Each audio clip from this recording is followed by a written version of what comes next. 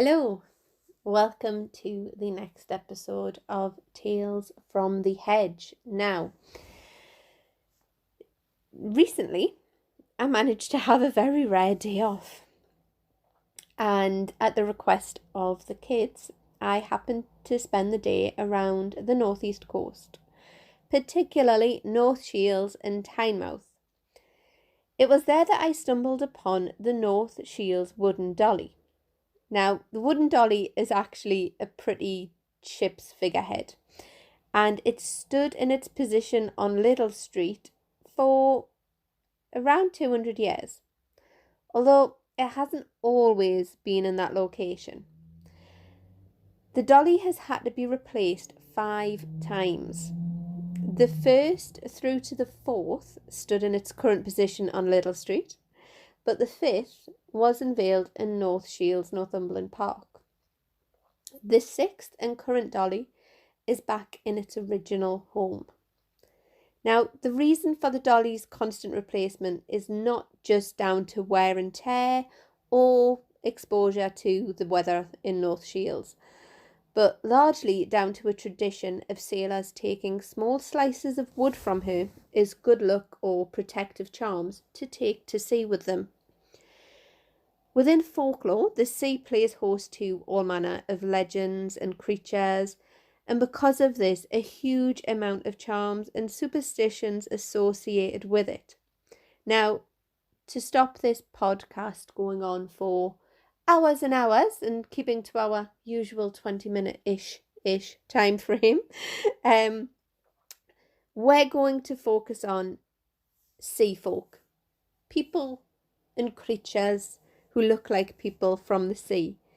And in particular, we're going to focus a little further north of my native northeast. Scotland, in particular the islands of Scotland and the northern coast, have a large amount of legend and lore surrounding shape-shifting or humanoid creatures that live in or come out of the waves. And it's those in particular that I would like to talk a little more about today. The first type of creature I would like to talk to you about is one of the most common ones associated with the sea. Selkies. Tales of selkies are found throughout the Northern Isles of Scotland. A selkie is a creature who can switch between human form and the form of a large seal. Now, this usually involves them removing their outer seal skin and taking it off, which, according to a lot of stories, it could be lost, it could be stolen, and quite often this led to them being trapped in human form. In some tales, it's suggested that they could only assume human form at certain times of year or once within a certain time frame. Now, this could range from every springtide through to once every 7 years. Now, the 7 years is referenced in a song called The Great Selkie of Sule Skerry. This is like a lot of folk songs, this is a particularly sad ballad, and it tells the tale of a woman who had a child with a handsome stranger. Now, years later, the stranger returns to claim the child, revealing that he's a selkie and wants to take his child back to the sea with him. He leaves the woman with a purse full of gold. The woman goes on with her life and later marries a gunner, who in a cruel twist of fate goes on to shoot the child and the selkie father. Most accounts of male selkies involve them being very attractive, very handsome, and seeking out the company of dissatisfied and emotionally vulnerable women who they have incredible seductive powers over. Yet it's not hard to see where these tales may have gathered traction in certain female-orientated craft circles out on lonely islands. Yeah, we all know what happened there. Now, tales of female selkies interacting with human men seem to have a slightly concerning common theme. Now, they usually involve a man walking along a beach and stumbling across a seal skin, and then a little further down the beach, coming across a beautiful bear woman. He obviously puts two and two together, realizes this is a lost and destitute Selkie, steals the skin, and then compels the now destitute woman, trapped in human form, to marry him. Often the marriages go on for years, with them having several children, and the ending is usually fairly similar. It quite often involves the woman finding her stolen sealskin or one of the children giving it back to her, at which point she puts it on, returns to the sea, and is never seen again. However, as time has gone on and these tales have been adapted for children, this part of the mythology gets modified slightly, and quite often we're told the Selkie will return to visit her human family once every year or so. Now, tales like this led to a lot of superstition around harming and hunting seals in the Northern Isles of Scotland.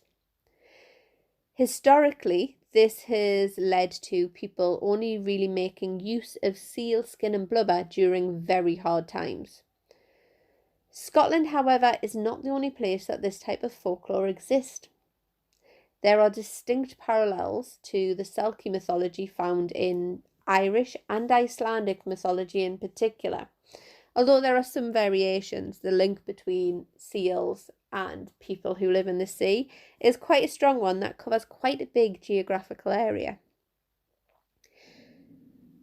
Now, another type of sea-dwelling being is found in the stretch of water between the Outer Hebrides and mainland Scotland. The Blue Men of Minch. Now, it doesn't take a huge imagination, and you've probably already guessed from the name that these are male creatures with blue-coloured skin. They are reported to be seen diving and twisting through the waves, but usually with their torso above the waterline.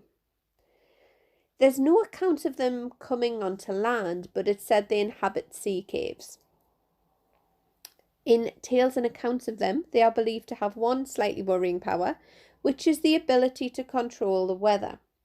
Now, it's said they often called up great storms, and this was largely linked to their love of sinking ships and small boats, and anyone who happened to be on the water in any kind of vessel in that stretch. Now, in times when there was good weather and it was nice and sunny and clear, that's when it said they were sleeping, and apparently they slept out at sea. So you will find them sleeping either just floating on the water or just below the surface of the water. Now, if you're in a ship and a storm suddenly rolls in and you find yourself being pursued by a group, because apparently they always were in groups, you find yourself being pursued by a group of blue men, then you're not entirely without hope. The blue men can and do talk, and in most of the accounts and stories about them, it involves them having a conversation.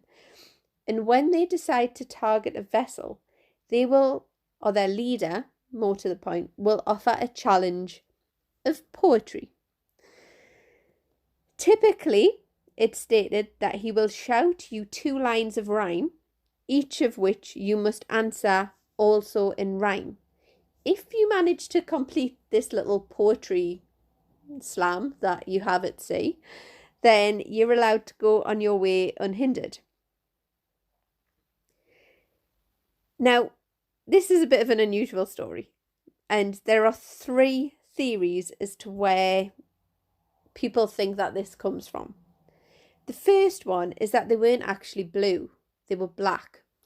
Now, this is because these tales are thought to largely originate from around the 9th century. And at this period of time, Norse people were transporting Moorish slaves right around the north coast of Scotland and down to Ireland. And it's assumed that at some point, some of these Moorish slaves were either abandoned or managed to escape. And because the people in the boats had no idea what Moorish people looked like, assumed they were some type of mythological being. Where the sinking of ships and boats comes in this, I don't know, but it's one of the theories.